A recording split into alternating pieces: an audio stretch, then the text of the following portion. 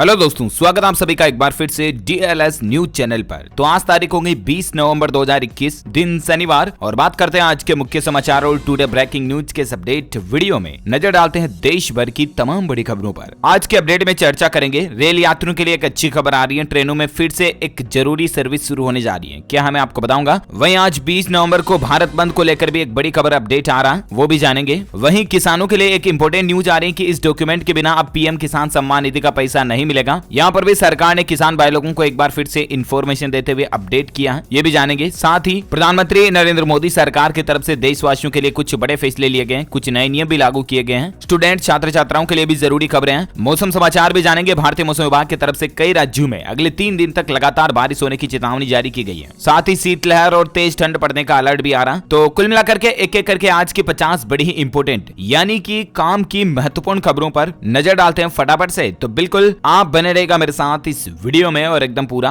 Last तक देखते रहिएगा। बिना टाइम वेस्ट किए सीधे ले चलता हूं आपको पहले अपडेट में। तो देखिए, अब DL और TN ही नहीं बल्कि BH सीरीज से भी वाहन का रजिस्ट्रेशन हो पाएगा। 15 राज्यों में यह सर्विस शुरू होने जा रही है। दरअसल केंद्रीय सड़क परिवहन एवं राजमार्ग मंत्रालय की ओर से एक अच्छी खबर आई है। देश भर में वाहन मालिकों के लिए अब आप एक ही रजिस्ट्रेशन नंबर पर अपने वाहन को एक से दूसरे राज्य में बगैर किसी रोक टोक के ले जा सकेंगे। और इसके लिए सरकार जो ना एक नई रजिस्ट्रेशन सीरीज शुरू करने जा रही है, जिसका नाम होगा BH, और BH स्टैंड फॉर है भारत के लिए। कहने का मतलब अलग अलग राज्यों के लिए, जैसे कि दिल्ली के लिए DL, तमिलनाडु के लिए TN, राजस्थान के लिए RJ, इस तरह से नहीं बल्कि अब वाहनों को सरकार BH सीरीज से भी नंबर अलॉट करेगी। और BH सीरीज के जो भी वाहन होंगे ना, ऑल इंडिया परमिट होगा उनके पास, कहीं भी किसी भी राज्य में वो जा सकेंगे। 15 राज्यों में तो ये सुविधा शुरू भी हो चुकी है और धीरे धीरे देश भर के RTO में ये फैसिलिटी शुरू कर दी जाएगी। अच्छा, अगली बड़ी खबर देखिए, भारत में काली मिर्च की कीमतों में जबरदस्त उछाल देखने को मिला है। करीब 4 साल बाद 500 रुपए किलो के भी पार इसका भाव पहुंच चुका है। वहीं अपडेट देखिए, आज 20 नवंबर को शीतकाल के लिए बंद हो जाएंगे भगवान बद्रीनाथ के कपाट। 20 क्विंटल फूलों की सजावट के साथ ही मंदिर की भव्यता बड़ी ही अद्भुत तरीके से नजर आ रही, देख सकते हैं आप। तो भगवान बद्रीनाथ को कल ही 20 क्विंटल फूलों से सजा संवार करके अब शीतकाल सत्र के लिए इनके कपाट बंद कर दिए जाएंगे विधि विधान के साथ। अच्छा, भगवान की जब बात हो रही तो देखिए, आप कल ही देव दीपावली के मौके पर भी 15 लाख दियों से उत्तर प्रदेश वाराणसी में काशी के 84 घाटों को सजाया गया। रंगोली बना करके महिला सशक्तिकरण का संदेश भी दिया गया। ये कुछ तस्वीरें आप देख सकते हैं कि कितना भव्य तरीके से लोगों ने काशी घाट को सजाया देव दिवाली के मौके पर। वही प्रधानमंत्री नरेंद्र मोदी ने आखिरकार एयरफोर्स को सौंप ही दिया है लाइट कॉम्पैक्ट हेलीकॉप्टर, जो कि जमीन से लेकर आसमान तक किसी भी टारगेट को तबाह करने में सक्षम है। और इससे हमारे भारत की वायुसेना की ताकत और भी ज्यादा बढ़ेगी। दरअसल प्रधानमंत्री ने झांसी का दौरा किया और वहां लक्ष्मीबाई के किले से एयरफोर्स को लड़ाकू हेलीकॉप्टर वगैरह दिए। और इस दरमियान उन्होंने कहा कि डिफेंस कॉरिडोर का सारथी बनेगा बुंदेलखंड। अच्छा, इसके अलावा PM मोदी ने अर्जुन सहायक परियोजना का भी उद्घाटन किया। महोबा, हमीरपुर और बांदा के किसानों को इससे सिंचाई सुविधा का फायदा मिलेगा। उत्तर प्रदेश में ये अर्जुन सहायक परियोजना की शुरुआत की गई है। इसकी लागत तकरीबन 2655 करोड़ रुपए है और ये भी किसान भाई लोगों के लिए एक राहत की बात है। अच्छा, वहीं जब किसान भाई लोगों की बात हो रही तो दरअसल आपको पता होगा, कल ही प्रधानमंत्री नरेंद्र मोदी ने तीनों कृषि कानून को वापस लेने का ऐलान कर दिया था। देश को संबोधित करते हुए किसान भाई लोगों के लिए ये बड़ा फैसला लिया कि जो सरकार ने 3 नए कृषि कानून लागू किए थे ना, उनको वापस रद्द कर दिया जाएगा, सरकार उनको वापस ले लेगी। तो प्रधानमंत्री के इस फैसले के बाद आज कांग्रेस जो है ना, वो कृषि कानूनों की वापसी पर शनिवार को पूरे देश में किसान विजय दिवस के रूप में भी मनाने जा रही है। रैली और कैंडल मार्च वगैरह भी निकाले जाएंगे। देश भर में कृषि कानूनों की वापसी के चलते ये कांग्रेस किसान विजय दिवस मनाएगी। दरअसल 14 महीने तक लगातार किसान आंदोलन चला और उसके बाद सरकार ने तीनों कृषि कानूनों को वापस लिया। आखिरकार किसान भाई लोगों की जीत हुई, सरकार हारी। कल ही प्रकाश पर्व के मौके पर PM मोदी ने कानून वापसी का ऐलान किया। हालांकि दोस्तों, तीनों कृषि कानून रद्द करने के बाद भी किसानों के नेता राकेश टिकैत का यही कहना है कि आंदोलन अभी भी खत्म नहीं होगा। आंदोलन तब तक जारी रहेगा जब तक कि ऑफिशियली विधानसभा में कृषि कानून रद्द नहीं हो जाते और इसके अलावा सरकार MSP पर गारंटी ना दे दे, तब तक किसानों का आंदोलन जो है चालू रहेगा। लेकिन फिर भी सरकार के कल कानून वापस लेने के फैसले पर किसान भाई लोगों में खुशी की लहर देखी गई। वहीं खबर यह भी आ रही दोस्तों कि PM किसान सम्मान निधि का पैसा भी डबल कर सकती है। किसानों को एक और बड़ी खुशखबरी भी मिल सकती है। इस तरह की मीडिया रिपोर्ट्स भी आ रही है। दरअसल अभी जो किसान भाई लोगों को किसान सम्मान निधि के तहत हर साल 6-6 हजार रुपए मिलते हैं ना, उनको सरकार डबल करके 12,000 कर सकती है। देखते हैं, इसकी भी घोषणा आएगी तो मैं आपको बता दूंगा। वहीं किसान भाई लोगों के लिए एक जरूरी खबर ये आ रही है कि अब इस डॉक्यूमेंट के बिना PM किसान सम्मान निधि का पैसा भी नहीं मिलेगा। दरअसल सरकार ने अब किसान सम्मान निधि का पैसा लेने के लिए राशन कार्ड को एक अनिवार्य डॉक्यूमेंट बना दिया। इतने दिन तो सिर्फ आधार कार्ड वगैरह के जरिए ही किसानों को सम्मान निधि का पैसा मिल रहा था, लेकिन अब आपको राशन कार्ड दिखाना जरूरी होगा। अगर आपके भी PM किसान अकाउंट के साथ राशन कार्ड लिंक नहीं है तो आप अपने अपने नजदीकी ई मित्रा पर जाकर के राशन कार्ड को लिंक जरूर करवा लें। वहीं देखिए गुरु नानक जयंती के मौके पर पीएम मोदी बोले कि मैं उनके पवित्र विचारों को याद करता हूं और इस मौके पर सभी देशवासियों को हार्दिक शुभकामनाएं भी दी। तो ये कुछ सिलसिला प्रधानमंत्री और किसानों के बीच चल रहा है और अब अपन नजर डालते हैं अगली बड़ी खबरों पर। देखिए आप, अब शिक्षकों को छुट्टी होने के 1 घंटे बाद तक रहना होगा स्कूलों में। शिक्षा विभाग ने इस तरह का आदेश जारी कर दिया। दरअसल झारखंड एजुकेशन डिपार्टमेंट की तरफ से यह बड़ा फैसला लिया गया है। झारखंड राज्य में अब सरकारी विद्यालय के शिक्षक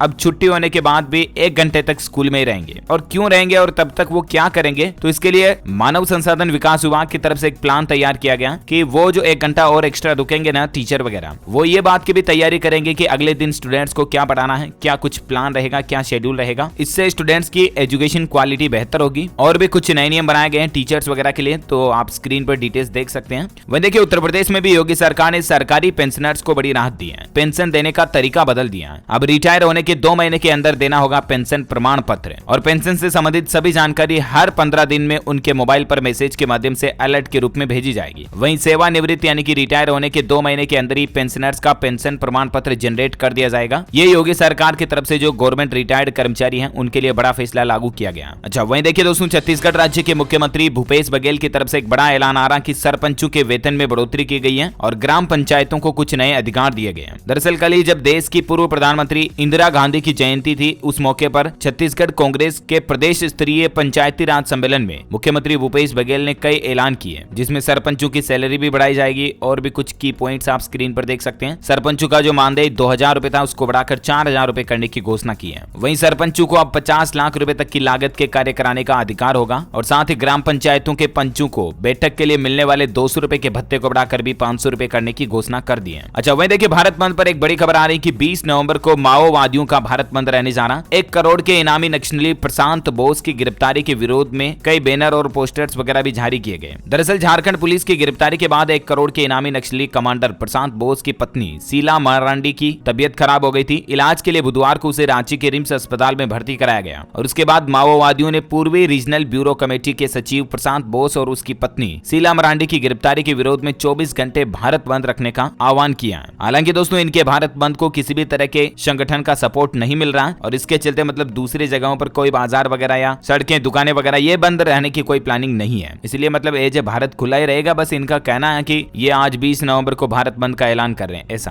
क्योंकि केट वगैरह या किसी भी तरह के संगठन की तरफ से इनके भारत बंद को सपोर्ट मिलने की कोई खबर नहीं है। तो एज भारत खुला ही रहेगा, है ना। अगली बड़ी खबर देखिए, रेल यात्रियों के लिए अच्छी खबर है। ट्रेनों में फिर से शुरू होने जा रही है एक जरूरी सर्विस। दरअसल इतने दिन कोरोना वगैरह की वजह से रेलवे ने रेल यात्रियों के लिए खाना वगैरह बनाने की जो सुविधा थी उसको बंद कर रखा था। तो अब रेल यात्रियों के लिए खुशखबरी है कि सफर के दौरान आपको ताजा और गर्म खाना मिल पाएगा। पेंट्री कार शुरू करने के लिए रेलवे ने आदेश भी जारी कर दिए डिपार्टमेंट को और जल्द ही अब ट्रेनों में पका हुआ भोजन भी परोसा जाएगा। इतने दिन महामारी की वजह से रोक लग रही थी। वहीं IRCTC ने ठंड के मौसम में भी यात्रियों को राहत देने के लिए AC के यात्रियों के लिए जल्द ही एक बेडरोल की सुविधा शुरू करने की भी प्लानिंग बनाई है। यानी कि ठंडी के मौसम में आप रेल सफर करोगे तो रेलवे की तरफ से आपको रजाई बेड वगैरह ये भी मुहैया कराए जाएंगे। वही देखिए दिल्ली मेट्रो को लेकर अपडेट है कि मेट्रो यात्रियों के लिए जरूरी खबर, रविवार सुबह को इस लाइन पर नहीं चलेगी मेट्रो। दिल्ली मेट्रो ने अपने यात्रियों के लिए एक जरूरी सूचना जारी की है। रविवार को मेट्रो से चलने वाले हजारों यात्रियों के लिए मेट्रो की ओर से जो सूचना आई उसके मुताबिक येलो लाइन पर राजीव चौक से केंद्रीय सचिवालय तक रविवार की सुबह मेट्रो लाइन नहीं चलेगी। 21 नवंबर रविवार की सुबह से 7:30 बजे तक मेट्रो की सुविधा अवेलेबल नहीं रहेगी और इससे यात्रियों को परेशानी हो सकती है, इसलिए मेट्रो ने पहले इन्फॉर्मेशन जारी कर दी है। अच्छा दिल्ली की जब बात हो रही है तो दिल्ली में आज से आम लोगों के लिए ट्रेड फेयर वगैरह भी खुल चुका है। दरअसल दिल्ली में जो भारतीय अंतर्राष्ट्रीय व्यापार मेला का जो आयोजन हो रहा ना, उसमें आपको कोरोना काल के दौरान कोविड प्रोटोकॉल्स का सख्ती से पालन करना पड़ेगा, लेकिन आम लोगों के लिए ये ट्रेड फेयर आज से खुल चुका। आप भी चाहे तो इसमें हिस्सा ले सकते हैं। अच्छा खबरों का सिलसिला जारी रहेगा, लेकिन फिलहाल वक्त हो चुका दोस्तों आज के ताजा मौसम समाचार जानने का।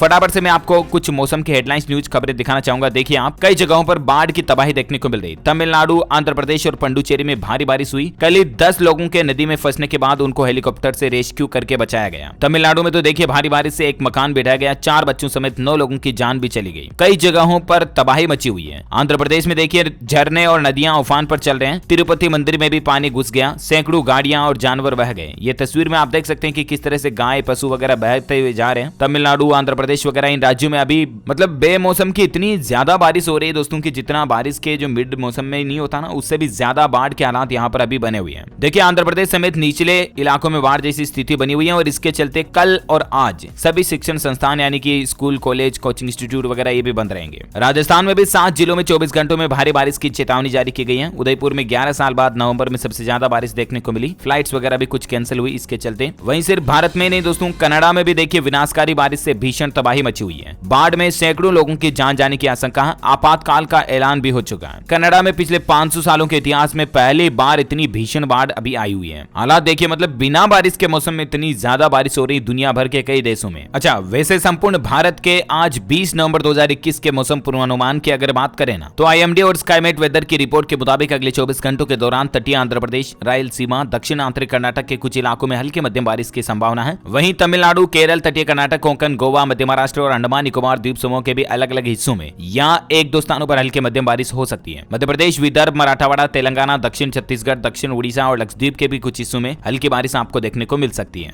ओके, तो ये तो रहा आज का वेदर न्यूज अलर्ट। और वहीं कोरोना से संबंधित कुछ बड़ी खबरों पर नजर डालते हैं। देखिए दोस्तों, राजस्थान में फिर से बढ़ने लगे कोरोना के मरीज। एक्टिव केस की संख्या 101 पर पहुंच चुकी है। जयपुर में 62 लोग संक्रमित हैं। आज भी 9 नए केस देखे गए और यहाँ तक कि 3 महीने बाद राज्य में फिर से कोरोना से किसी की मौत हुई। और उसके बाद राजस्थान के मुख्यमंत्री ने कहा कि लोगों को बूस्टर डोज की जरूरत है और इसके लिए वो प्रधानमंत्री नरेंद्र मोदी को पत्र वगैरह भी लिखेंगे। अच्छा, वहीं देखिए दोस्तों, उत्तराखंड में 20 नवंबर से कोविड-19 के प्रतिबंध जो है वो खत्म होने जा रहे हैं। सिर्फ मास्क एवं सामाजिक दूरी ही अनिवार्य रहेगी। दरअसल उत्तराखंड राज्य आपदा प्रबंधन प्राधिकरण का कहना है कि राज्य में कोविड-19 के मद्देनजर लागू जो भी बैन है, प्रतिबंध है, जैसे कि सार्वजनिक स्थान, मंदिर, मस्जिद वगैरह, जिम, सिनेमा हॉल वगैरह, ये सब कुछ खोल दिए जाएंगे। हालांकि आपको roadways, bus stand, railway station वगैरह सार्वजनिक परिवहन में मास्क का इस्तेमाल करना जरूरी होगा। वहीं सार्वजनिक जगहों पर थूकना भी गैर कानूनी होगा, तो ये बात का ध्यान में रखिएगा। अच्छा, वहीं देखिए दोस्तों, हर घर दस्तक अभियान को भी सफल बनाएगी भाजपा। 51,000 कार्यकर्ता इसमें शामिल होंगे। दरअसल कोरोना वायरस के टीकाकरण के लिए केंद्र सरकार द्वारा जो शुरू की गई एक योजना है ना, हर घर दस्तक करके, जिसमें लोग बागों को, जरूरतमंदों को घर घर जाकर के सरकार टीके लगवा रही है, राइट। तो इस अभियान को और भी ज्यादा सफल बनाने के लिए अब भाजपा अपने कार्यकर्ताओं को भी शामिल करने जा रही है। और ऐसे में इस और बड़े अभियान की शुरुआत जो है वो 21 नवंबर से होगी, यानी कि कल से। राजधानी दिल्ली में 51,000 से भी ज्यादा कार्यकर्ता इस अभियान में शामिल होकर दिल्ली में सभी लोगों का टीकाकरण सुनिश्चित करेंगे। और फिर राजधानी से आगे बढ़ते हुए देश के सभी राज्यों में वैक्सीनेशन यानी कि टीकाकरण को बढ़ावा देने के लिए सरकार यही कुछ प्रयास करेगी। तो अच्छी पहल है वाकई में, है ना। तो ये तो रही कोविड-19 से संबंधित कुछ बड़ी खबरें। और अब अपन फटाफट से स्टूडेंट्स यानी कि छात्र छात्राओं के लिए कुछ एजुकेशनल खबरें जान लेते हैं फटाफट से। सबसे पहले तो देखिए, एक बड़ी ही मोटिवेशनल खबर है कि माता पिता ने उसको तंगी का एहसास भी नहीं होने दिया। खगड़िया के बेटे को गूगल ने ऑफर दे दिया। आईआईटी बिहटा के शुभम को 80 लाख का पैकेज मिलेगा गूगल में। बिहार भागलपुर का रहने वाला है। इनके परिवार की आर्थिक स्थिति बिल्कुल भी ठीक नहीं थी, लेकिन फिर भी इसके माता पिता ने इसको बिल्कुल भी यह एहसास नहीं होने दिया। और शुभम नाम है इसका। गूगल में इनको नौकरी मिल चुकी है। 80 लाख रुपए सालाना पैकेज मिलेगा। ये देख सकते हैं गूगल की तरफ से इन्विटेशन। मेनी कांग्रेट्स शुभम को। और वाकई में कितनी कम उम्र में कितना बड़ा अचीवमेंट हासिल किया है इसने, तारीफ एक काबिल है। अच्छा, कुछ एजुकेशनल खबरें देखिए फटाफट से। यूपी टीईटी एडमिट कार्ड को लेकर खबर है कि Uttar Pradesh TET hall ticket जारी हो चुके हैं। अगर आपके एडमिशन कार्ड में कोई गलती पाई गई है तो आप इन नंबरों पर संपर्क कर सकते हैं। 9454713363 या 2 नंबर और दिए हुए हैं, यहाँ पर संपर्क कर सकते हैं अगर आपके एडमिशन कार्ड में कोई करेक्शन करवाना है तो। सरकारी नौकरी को लेकर खबर देखिए आप। सेंट्रल बैंक ऑफ इंडिया ने 155 पदों पर वैकेंसी निकाली है। 17 दिसंबर 2021 इसकी लास्ट डेट है। कैंडिडेट्स तब तक के लिए अप्लाई कर सकते हैं। वहीं आरपीएससी ने जारी किया आरएएस 2021 परीक्षा का रिजल्ट। दरअसल आरएएस के प्रीलिम्स एग्जाम का रिजल्ट अनाउंस हो चुका है। मात्र 24 दिन में ही आरएएस प्री 2021 का रिजल्ट आरपीएससी ने जारी कर दिया। कट ऑफ मार्क्स आ चुके हैं इसके। 27 अक्टूबर को हुए एग्जाम में 49.73 उपस्थिति रही थी। अच्छा, वहीं देखिए मध्य प्रदेश हाईकोर्ट में 708 पदों पर वैकेंसी निकली है। कैंडिडेट्स के लिए 28 दिसंबर लास्ट डेट है। राजस्थान के पंचायती राज विभाग में भी 106 पदों पर वैकेंसी निकली हुई है। 9 दिसंबर तक लास्ट डेट है, तब तक आप ऑनलाइन अप्लाई कर सकते हैं। ओके, तो ये तो रही कुछ एजुकेशनल खबरें। और अब अपन फटाफट से कुछ हेडलाइंस न्यूज देख लेते हैं। देखिए, महाराष्ट्र के मुख्यमंत्री उद्धव ठाकरे की इमरजेंसी सर्जरी कराई गई। रीढ़ की हड्डी के ऑपरेशन के बाद रक्त के थक्के जमने से उनकी परेशानियां बढ़ रही थी और इसीलिए ऑपरेशन की जरूरत पड़ी। ऑटोमोबाइल इंडस्ट्री पर खबर देखिए आपकी। स्कोडा स्लाविया लॉन्च हो चुकी है। इसमें आपको वायरलेस चार्जिंग जैसे कई सारे फीचर्स मिलेंगे। 11,000 रुपए देकर आप इसको बुक करा सकते हैं। अच्छा, ऑटोमोबाइल की जब बात हो रही है दोस्तों, तो एप्पल कंपनी भी साल 2025 तक अपनी ऑटोनोमस कार परियोजना पर वर्क कर रही है। यानी कि जल्द ही एप्पल कंपनी की आपको इलेक्ट्रिक कारें मार्केट में देखने को मिलेगी। इलेक्ट्रिक कार्स मार्केट पर एप्पल कंपनी भी अपना दांव खेलने जा रही है। और एप्पल की कारें आएंगी तो जाहिर सी बात आपको महंगी भी मिलेगी और एडवांस टेक्नोलॉजी वगैरह भी उनमें देखने मिलेगा। वहीं देखिए, हरियाणा सरकार एक बड़ा कदम उठाने जा रही है। खुद की बीमा कंपनी बनाएगी। हरियाणा के मुख्यमंत्री कभी भी इस बात का ऐलान कर सकते हैं। इस तरह की सरकार प्लानिंग कर रही है। रही है। दरअसल हरियाणा में अब सरकार जो है ना वो प्राइवेट बीमा कंपनियों को किनारा करेगी। सरकारी महकमों, बोर्ड निगमों के अधिकारियों, कर्मचारियों के अलावा समाज के विभिन्न वर्गों के लिए चलाई जा रही सभी तरह की बीमा योजनाओं को केंद्रीयकृत किया जाएगा। सरकार खुद की एक बीमा कंपनी बनाएगी जिसका नाम हरियाणा परिवार सुरक्षा न्यास होगा। कहने का मतलब जैसे अपने भारत में सेंट्रल लेवल पर यानी कि केंद्र लेवल पर LIC है, लाइफ इंश्योरेंस कॉर्पोरेशन, ये भी एक बीमा कंपनी है लेकिन सरकारी बीमा कंपनी है, राइट। तो ठीक वैसे हरियाणा सरकार भी अपनी खुद की राज्य स्तर पर एक गवर्नमेंट बीमा कंपनी खोलने जा रही है, ताकि मतलब प्राइवेट कंपनियों को कई सारे लोग बाग विश्वास नहीं करते हैं ना, तो इसलिए सरकारी कंपनी अच्छी रहेगी। अच्छा, वही देखिए भारत के लिए एक बड़ी भविष्यवाणी निकल कर आ रही है और अच्छी भविष्यवाणी है। और ये दोस्तों ज्योतिष शास्त्र की भविष्यवाणी नहीं है बल्कि अंक ज्योतिष की भविष्यवाणी है कि भारत के लिए भरपूर कामयाबी वाला होगा नया साल 2022। वर्ल्ड न्यूमरोलॉजी डे पर इंडियन इंस्टीट्यूट ऑफ न्यूमरोलॉजी की घोषणा की गई है। और ये न्यूमरोलॉजी यानी कि अंक ज्योतिष जिस तरह से एस्ट्रोलॉजी होता है उस तरह से नहीं है ये, बल्कि थोड़ा अलग होता है। इसमें नंबर पर कैलकुलेशन की जाती है और इसके हिसाब से नया साल 2022 भारत के लिए अच्छा साबित होगा। जब वहीं देखिए बड़ी खबर, गाड़ियों पर अब पेट्रोल डीजल की पहचान वाले रंगीन स्टिकर भी लगाए जाएंगे। दरअसल राजधानी दिल्ली में वायु प्रदूषण को देखते हुए ये बड़ा फैसला लिया गया है। मतलब कि दिल्ली में कौन सी गाड़ी किस फ्यूल से, किस ईंधन से चलती है, उनके कलर स्टिकर वाले टैग गाड़ियों के पीछे लगवाना अब जरूरी होगा। परिवहन विभाग ने कल ही नोटिस जारी करके कहा कि सुप्रीम कोर्ट ने एक आदेश दिया था और केंद्रीय मोटर वाहन नियम 1989 के अनुसार दिल्ली राज्य क्षेत्र में पंजीकृत सभी वाहनों पर क्रोमियम आधारित होलोग्राम स्टिकर का प्रदर्शन करना अनिवार्य होगा, ताकि स्टिकर को देख करके ट्रैफिक पुलिस ये पता लगा पाएगी कि आपकी गाड़ी पेट्रोल से चल रही है, डीजल से चल रही है या CNG वगैरह से चल रही है ना। और वहीं देखिए बड़ी खबर, मध्य प्रदेश सरकार लाएगी गो टैक्स। मध्य प्रदेश के मुख्यमंत्री का निर्देश है कि गो ग्रास के लिए टैक्स की योजना बनाई जाए। रजिस्ट्री, वाहन और शराब पर सेस लगाने पर भी विचार कर रही है MP गवर्नमेंट। दरअसल मध्य प्रदेश में 1,87,00,000 के लगभग गाय हैं और गोवंश की संख्या 20वीं पशु गणना के अनुसार राज्य में ये है। और अब सरकार गो संरक्षण के लिए टैक्स, काउ टैक्स, गाय वाला टैक्स लगाने की भी तैयारी कर रही है। अब ये किस पर लगेगा, कैसा इसका पैटर्न रहेगा, इसकी डिटेल ज्यादा आप स्क्रीन पर देख सकते हैं। वहीं देखिए मध्य प्रदेश में शिवराज सिंह चौहान ने भोपाल में 8 मेट्रो स्टेशन का भूमि पूजन भी कंप्लीट कर लिया और इनका निर्माण काम जो है वो पूरा होने में दिसंबर 2023 तक का टारगेट रखा गया है सरकार की तरफ से। यानी कि MP भोपाल में मेट्रो स्टेशन जो है 2023 तक बनकर पूरा हो जाएगा। वहीं देखिए स्वराज ट्रैक्टर्स ने बहुउद्देशीय राइड ऑन मशीन CODE पेश की है। ये जो मशीन आप देख पा रहे होंगे ना, दरअसल ये एक्चुअली ट्रैक्टर है ही नहीं है, इसका नाम है कोडा। महिंद्रा ग्रुप की इकाई स्वराज ट्रैक्टर्स ने भारत में बागवानी खेती के लिए क्रांतिकारी और नया बहुउद्देशीय कृषि मशीनीकरण समाधान कोड लॉन्च किया है। कृषि मशीनीकरण समाधान कोड इसका नाम है। ये निर्माण बागवानी खेती में शामिल कड़ी मेहनत को खत्म करने के विचार से किया गया और इसे स्वदेशी रूप से भी डिजाइन किया गया है ना। और वही बड़ी खबर देखिए, आज 20 नवंबर को EPFO भी न्यूनतम पेंशन पर कोई बड़ा फैसला ले सकता है। इस पर भी राजधानी दिल्ली में एक बैठक होने जा रही है और देखते हैं बैठक में क्या क्या डिसीजन या निर्णय लिए जाते हैं, मैं आपको बता दूंगा खबर। अच्छा, वही देखिए इकोनॉमी को संभालने के लिए जापान सरकार ने $490 बिलियन के राहत पैकेज का ऐलान कर दिया और इससे तकरीबन हर एक युवा को 1 लाख येन सरकार की तरफ से सहायता मिलेगी। जापान में बढ़ती महंगाई और चरमराती अर्थव्यवस्था को संभालने के लिए ही सरकार ने इतने बड़े राहत पैकेज का घोषणा किया है। PUBG ग्लोबल चैंपियनशिप को लेकर खबर देखिए, आज से 32 टीमों में होगा महामुकाबला। 13 करोड़ रुपए से ज्यादा का इनाम रखा गया है। अगर जो टीम लास्ट में रहेगी जीतेगी भी नहीं, उन आखिरी 8 टीमों को भी 7-7 लाख रुपए PUBG टूर्नामेंट के रूप में दिए जाएंगे। PUBG का ग्लोबल चैंपियनशिप चल रहा अभी। कहने का मतलब यही है कि अगर आपके भी बच्चे गेम्स वगैरह खेलते हैं ऑनलाइन मोबाइल फोन्स में, तब तो उनको ये भी बोलो कि आप इस तरह की टूर्नामेंट चैंपियनशिप में भी तो हिस्सा लें। जब खेल ही रहे हैं गेम, आप खुद ही उनको खिला रहे हो थोड़ी देर, मना करते नहीं हो, तब तो उनको यही बोलो कि फिर तो इसमें भी हिस्सा ले। क्या पता कोई टीम जीत जाए और करोड़ों का इनाम मिल जाए, है ना। तो ये सीन रहता है। वही देखिए क्रिप्टो करेंसी पर भी टैक्स लगाने के लिए सरकार इनकम टैक्स के एक्ट यानी कि नियम कानून कायदों में बदलाव कर सकती है। इस तरह की मीडिया रिपोर्ट्स आ रही कि अगले साल नए साल 2022 बजट में इस तरह की घोषणा भी कर सकती है।